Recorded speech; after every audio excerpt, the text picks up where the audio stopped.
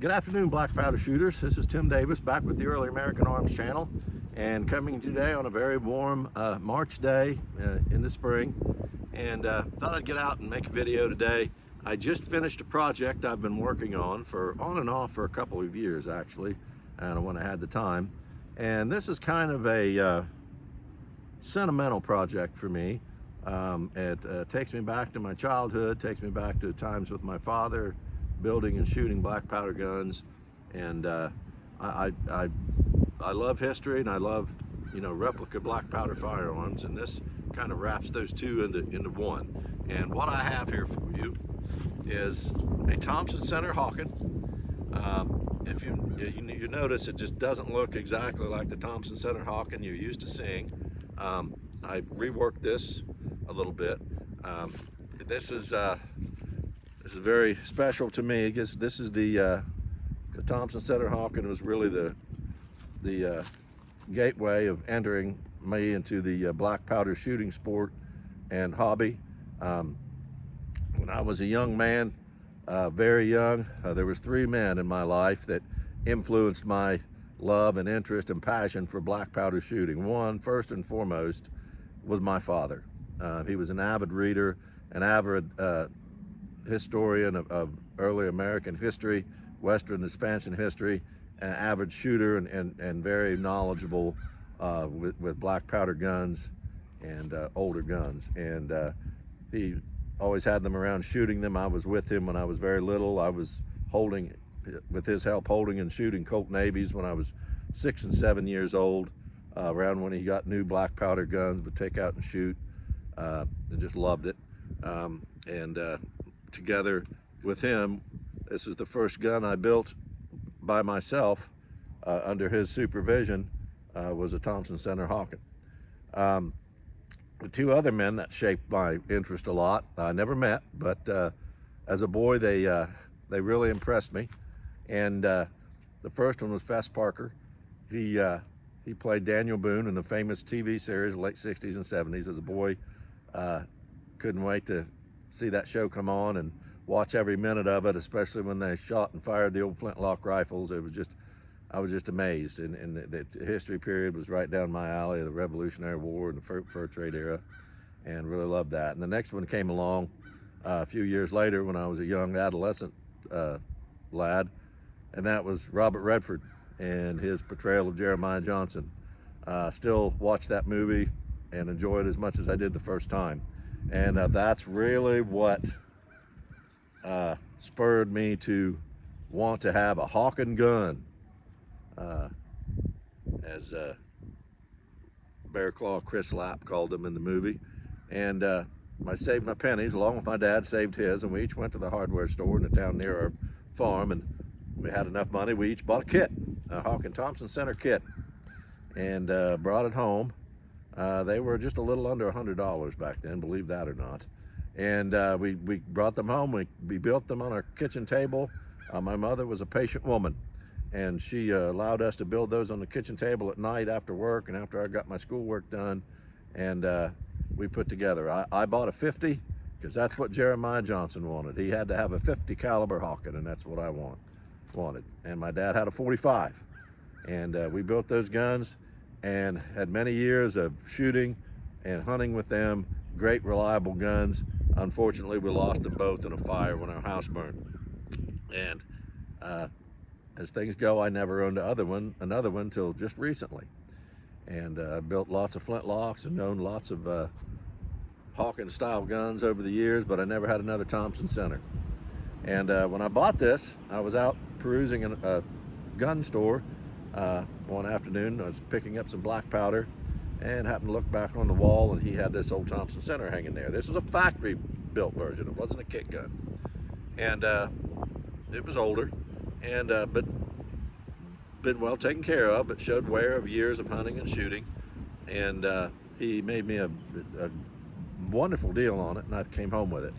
And it had the old atrocious honey-colored finish on it, which just looked horrible, and it was chipping anyway. So I stripped it down and finished it with, like I said, linseed oil like God intended all beautiful walnut to be finished with.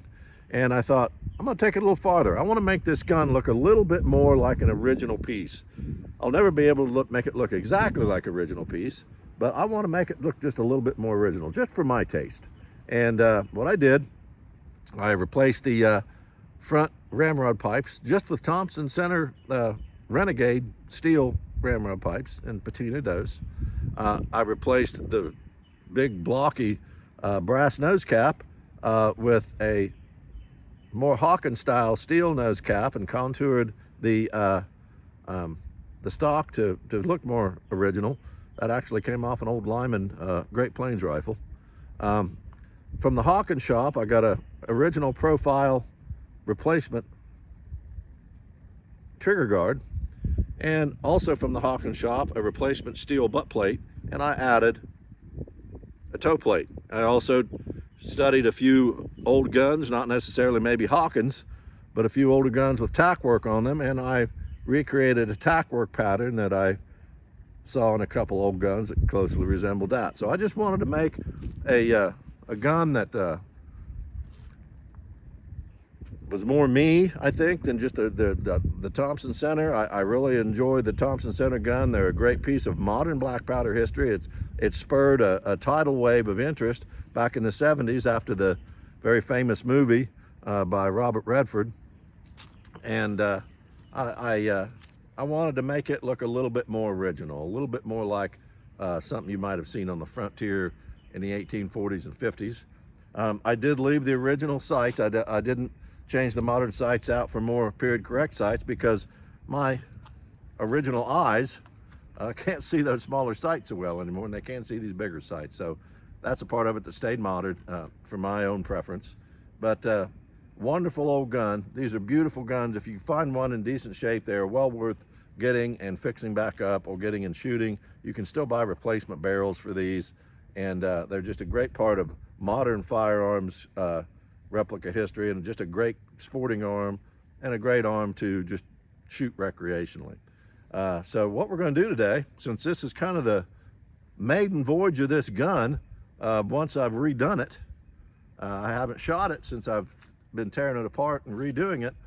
We're going to kind of christen it today, and I'm gonna shoot it, and we're going to use a 60 grain charge of 3F powder and a patched 440 round ball. I'm kind of putting a kit together for this old gun. I've got a fur trade era bag I'm putting together for it, and I've made a neck knife and sheath to wear with it, and also a short starter, and just kind of making a kit around this gun to shoot with and hunt with. So we're going to go ahead and load it up. I'll be shooting at an orange gong downrange there, and let's just see how this old girl shoots after we put her new Sunday go to meeting clothes on and refinish it. So we're going to get started. Go ahead and put 60 grains of powder in here. We'll get loaded up and get to shooting.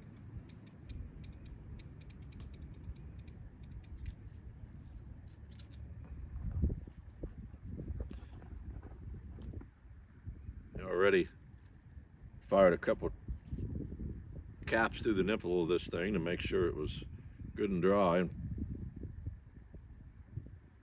free of fouling down there around the nipple, so we don't have a misfire.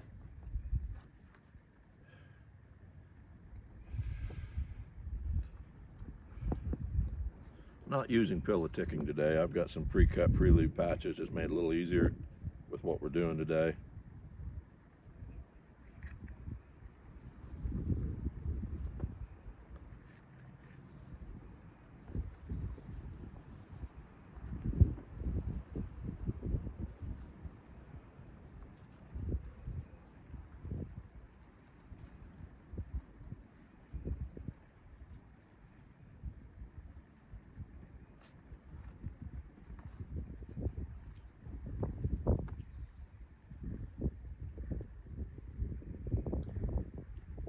These are home cast 440 lead balls.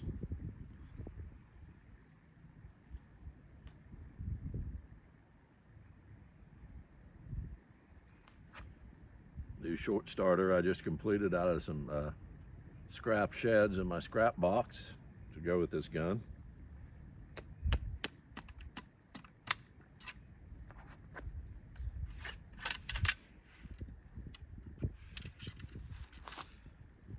I always have the practice of putting the butt of the gun behind me and trying not to ever put my hand on the end of the ramrod, just in case of a misfire, you know, but just trying to be safe and always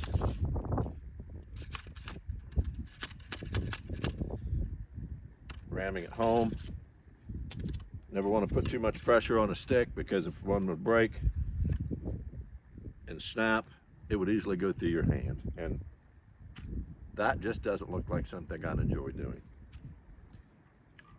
So we've got it all loaded up. Go ahead and cap this with the number 11 cap.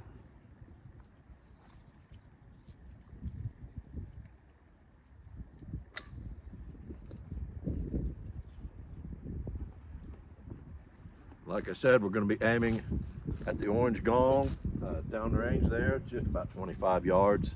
But fun little shot for this inaugural christening of this fine old gun I brought back to life.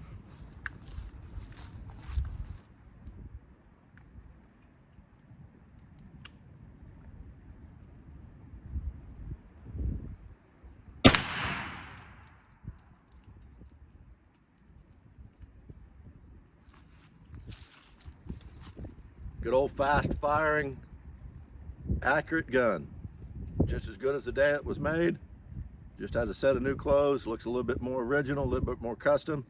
I'm really going to enjoy hunting and shooting with this gun, and we'll probably end up passing it down to my grandson eventually.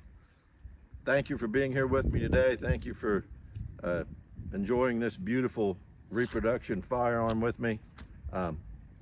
Hit like if you enjoyed this video, subscribe to my channel. Love making these videos and sharing these guns with everyone.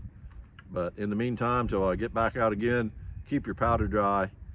Thank you for joining, and have a great day.